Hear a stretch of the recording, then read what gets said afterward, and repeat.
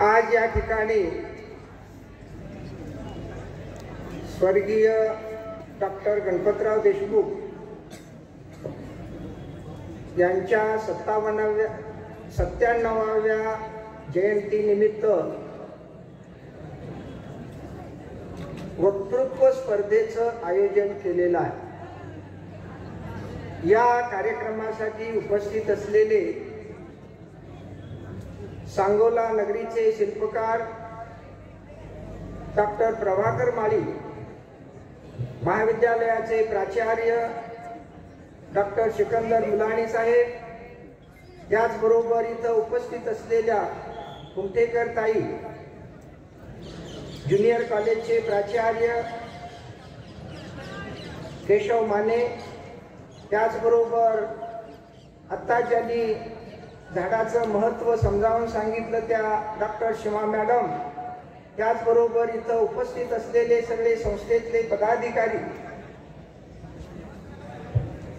या ठिकाणी उपस्थित सर्व शिक्षक, प्राध्यापक आणि विद्यार्थी बंधूंनो, भगिनींनो, पहिल्यांदा आज नागपंचमी आहे। नागपंचमीच्या व्यासपीठावरील सर्वांना, त्याचबरोबर समोर बसलेल्या सर्व विद्यार्थी या ठिकाणी जे उपस्थित आहेत त्या सर्वांना नागपंचमीच्या हार्दिक शुभेच्छा देतो।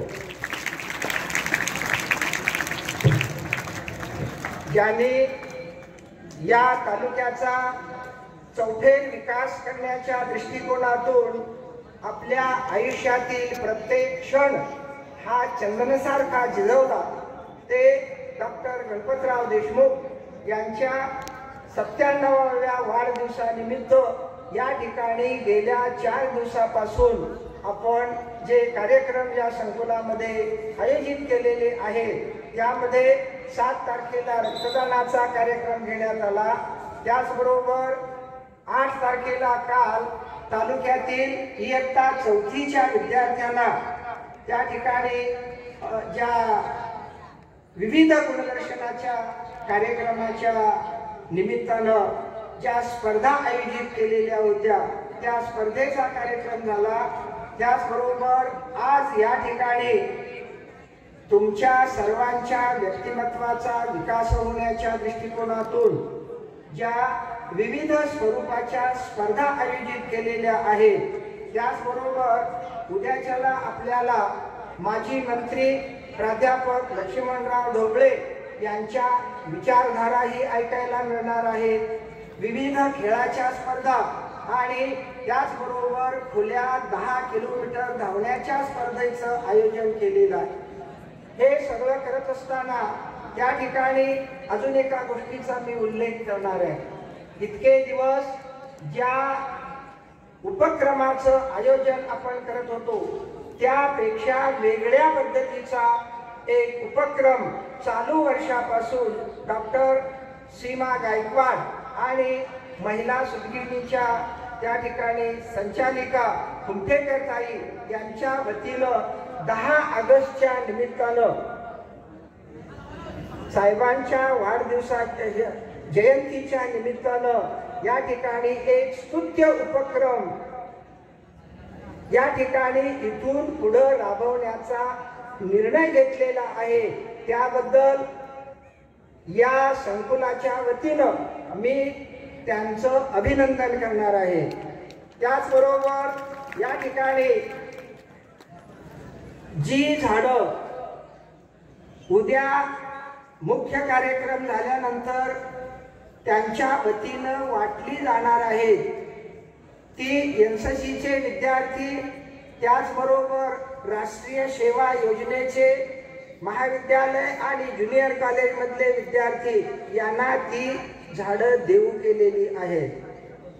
त्या झाडाचं संगोपन करत असताना विद्यार्थ्यांनी शांतता ठेवायची आहे। मी जे गडबड करतील त्यांना व्यासपीठावर बोलवणार आहे। ती झाडं ज्या विद्यार्थ्यांना स्वयंसेवकांना वाटली जाणार आहेत, ती झाडं आबासाहेबांच्या नावानं आपल्या अंगणामध्ये लावायची आहे। ज्याची सावली त्या घरात राहणाऱ्या सर्वांना उपलब्ध होईल अशा पद्धतीचं ते ठिकाण निवडून त्या ठिकाणी ते झाड लावायचं आहे. चालू वर्षी फक्त हा उपक्रम आहे अशातला भाग नाही. इथून पुढच्या कालावधीमध्ये सुद्धा या 10 ऑगस्टच्या जयंतीच्या निमित्तानं त्या महिलांच्याकडून या ठिकाणी आपल्याला झाडांचं वाटप केलं जाणार आहे. आणि कालांतरानं आपल्या तालुक्यामध्ये जी 102 गावं आहेत त्या 102 गावातल्या प्रत्येक नागरिकाच्या दारात आबासाहेबांचं झाड लागलेलं आपल्याला दिसलं पाहिजे,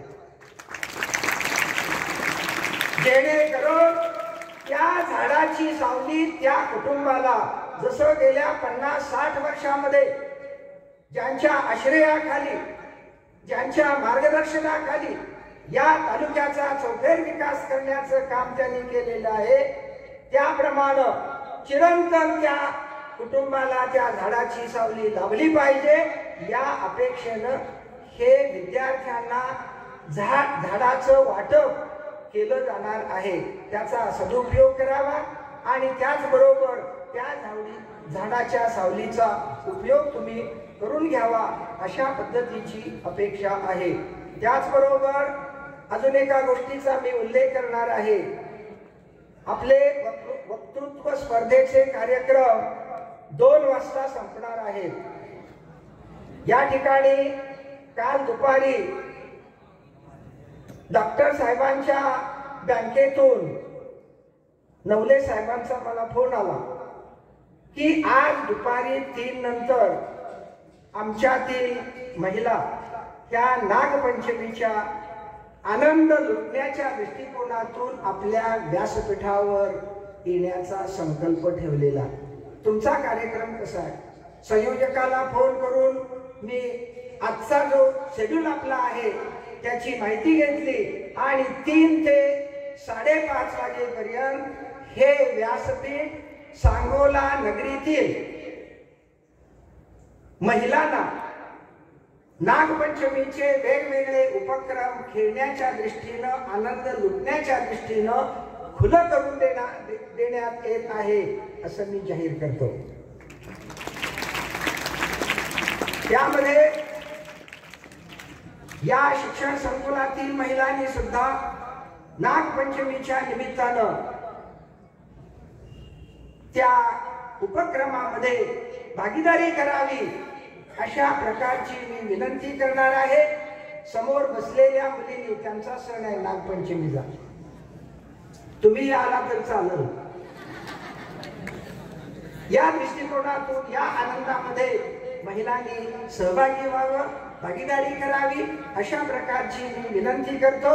आजच्या स्पर्धेचं उद्घाटकाने उद्घाटन केलेलं आहे असं समजून मी थांबतो. जय हिंद, जय महाराष्ट्र. धन्यवाद नाना.